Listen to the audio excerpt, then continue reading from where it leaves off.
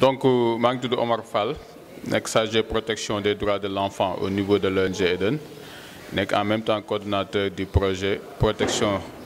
des droits des enfants dans la périphérie de Dakar en tenant compte de l'équité de genre. waaw projet bi li ko tax a jóg mooy sàmm ak yelleef xale yi ci gox yi nga xam ne dañ jege Ndakaaru muy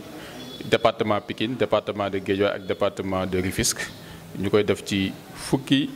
collectivité territoriale muy fukki commune ci ñetti département yooyu li ko tax a jóg mooy ñu fexe sàmm ak yelleef xale yi gën ci taxaw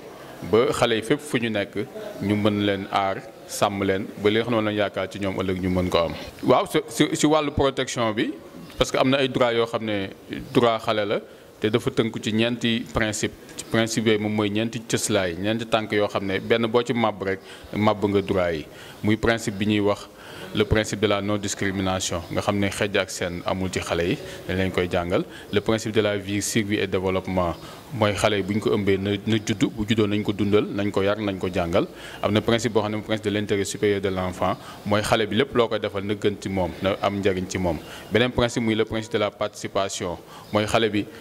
dañ ko war di laaj xaatam ci lépp lu ñu koy defal même club Eden yi ak conseils municipaux d'enfants yi des cadres de participation la yoo xam ne dañu ko defal xale yi pour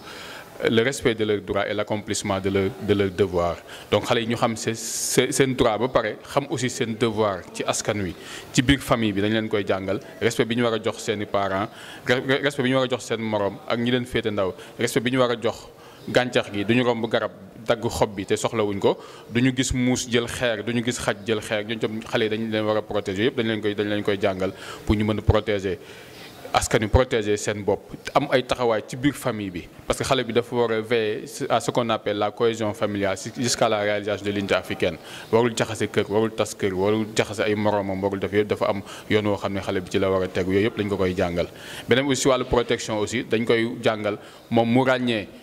koo xam dafa war a ñëw pour def saay-saay mu teel ko sentir mën a moytu xale bi aussi mën a moytu bërëb yi nga xam ne bu fa demee musiba mën na ko fa dal yooyu yëpp da koy moytu di ko moytuloo ay moromam taxaw itamit ci wàllu yenn droit yi parce que ci biir koñ yi xale bi mën na gis ngénte am war na mën a xëy dem wax ki doon ngénte mbaa yóbbu nga xale bi déclaré parce que état civil c'est un droit fondamental parce que da ngay gis ci gox yëpp ay jugement la ñuy defalaat xale yi kayit ñu bëri amuñu kayit ñi dem examen amuñu kayit mais xale yi bu ñu taxawee ñu formé leen ci loolu ñoom ñu taxaw ku su ne sa gox ba nga ne nga fexe di wax ak mag ñi foofu bu xew amee nga fexe wax ak mag ñi ba ñoom ñu fexe ba yóbbu xale yi déclaré loolu aussi mbokk na ci yi nga xam ne moom la ñuy tàggat xale yi. waaw parce que projet bi ñu nekk ni deuxième phase la amoon na première phase.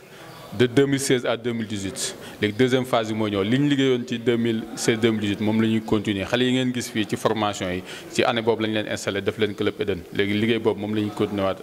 ak ñoom nii bu ñu nee ba jëm aussi dinañ xool partenaire suñu mënee accompagner wala ñu am beneen partenaire boo xam ne mën nañu accompagner donc les collectivités territoriales aussi am nañ ci rôle boo xam ne mën nañ ko jouer ñun bu ñu demee ba taxaw mënatuñ la collectivité territoriale muy la maire war na mën a ñëw gungewaat ànd ak xale yi merci. asalaamaaleykum. donc maa ngi tudd Serigne Abdoulahad Diouf donc nekk ONG Eden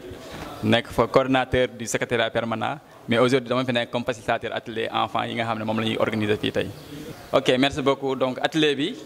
Eden da ko organiser à travers benn projet avec l'ONG Konemun AECIT donc objectif atelier bi mooy renforcer les capacités des enfants sur leurs droits et la protection et si biir loolu ñu am si ñaari objectif spécifique mooy bi si njëkk. ñu fexe ba xale yi xam seeni droit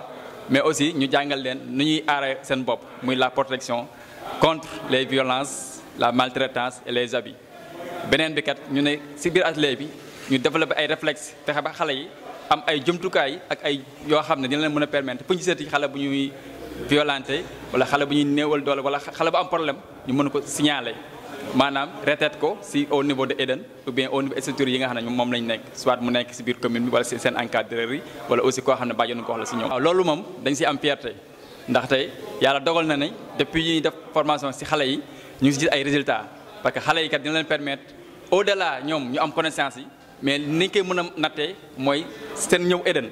maanaam dafa indi ay xale yoo xam ne dañu am problème état civil ay xale seen bopp ànd ak seen waajur ñëw indi leen ba Eden. am ñoo xam ne aussi dañu am problème de violence ñu wane ko ñëw soit seen encadreur yi wax leen ko ñoom ñu yóbbu ko Eden wala ñoom ñëwal seen bopp kat ne tonton wala tata dafa am problème bu ñu am suñu koñ wala tel xale dafa am benn problème ñu ñëw wax waa Eden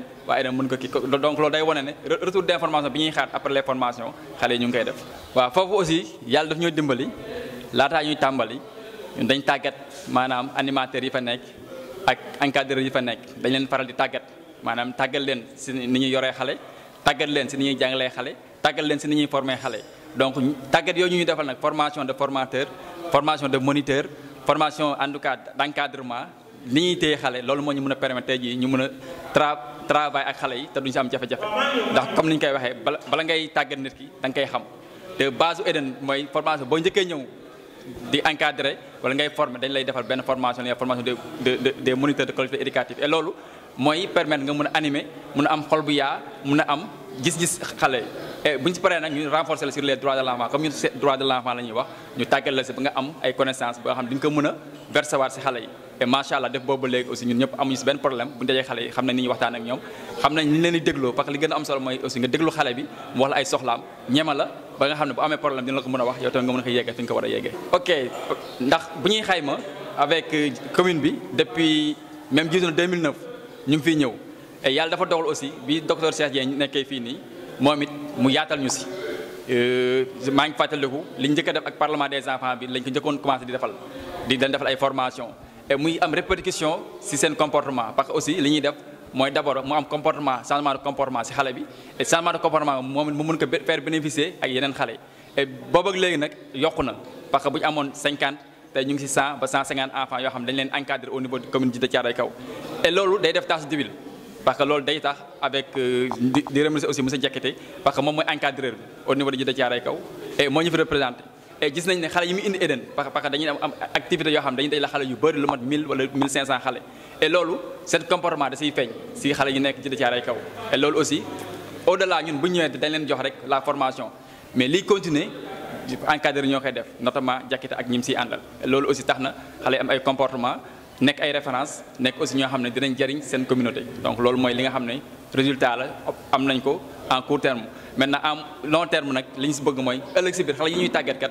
yor commune yi yor mairie yi et loolu dina leen mën a permettre comme am nañ dès le bas âge la citoyenneté am civisme dina leen mën a permettre ñun ñu nekk ay modèle au niveau de la commune de Djiddah Thiaroye Kaw. ok di leen remercier mais aussi di remercier le maire docteur Cheikh Dieng bi nga xam ne moom moo mettre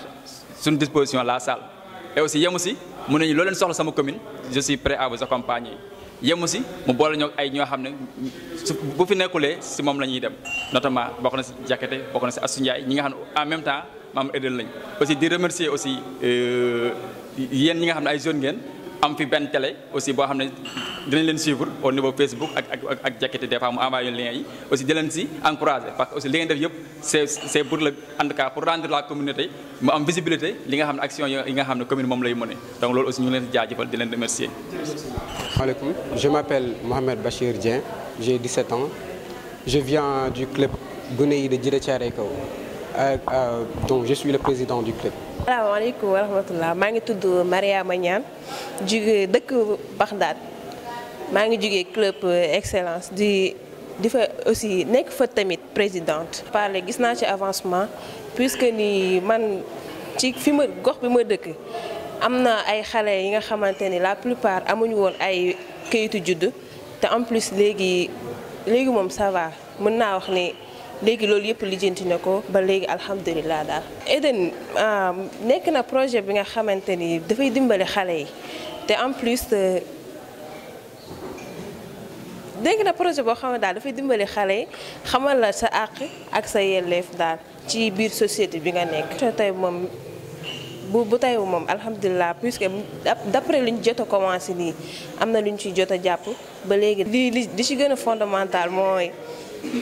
gën nañoo xamal suñu droit yi ak suñuy devoir ba léegi moom bu ñu génnee ci nit ñi dinañ xam naka la ñuy waxee ak ñoom ak naka la ñuy comporter en plus. xaar ci man mooy man li may jox ma mën koo transférer ñeneen ñi pour que ñoom au cas où su ñoom bu ñu tollee fi ma toll ñoom tamit ñu mën koo transférer waat ñeneen. Donc à la fin de cette formation nous attendons un